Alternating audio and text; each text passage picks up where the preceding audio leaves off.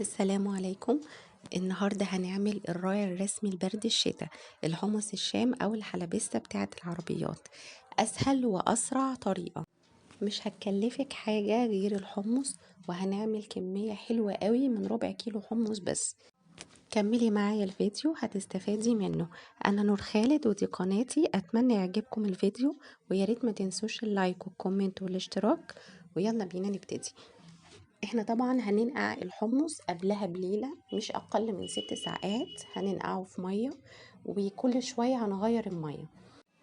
هنغلي مية وبعد كده هنضيف الحمص فيها، وهنستنى لحد ما يستوي خالص بدون ما نضيف اي حاجة. مش هنضيف الملح بعد ما الاقيه استوى، ولا الطماطم، علشان الحاجات دي هتأخر في سوى الحمص.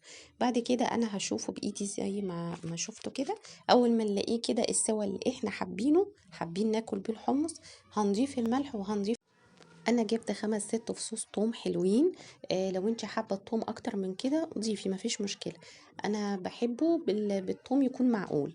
جبت الثوم طبعا وهرسته، وحطيت حبه البركه. طبعا حبه البركه مفيده جدا يا جماعه، يعني اعتمدوها في اي اكل. هي ما بتعملش الطعم، ما بتخلوش وحش. طبعا حبه البركه بتبقى مطحونه، مش حبه البركه الحب. وطبعا الكمون، حمص شام يعني كمون وليمون معروفه يعني. بس والشطة طبعا من الحاجات اللي حسب رغبتنا، في ناس بتحبها شطة زيادة، شطة قليلة، زي ما احنا حابين. الطريقة دي للحمص الشام أسهل وأبسط وأسرع طريقة تقريبا هتلاقوها، وحلوة جدا جدا وهتعجبكم أكيد. ما تنسوش الاشتراك لو عجبكم الفيديو، والكومنت الحلو بتاعكم. مع ألف سلامة.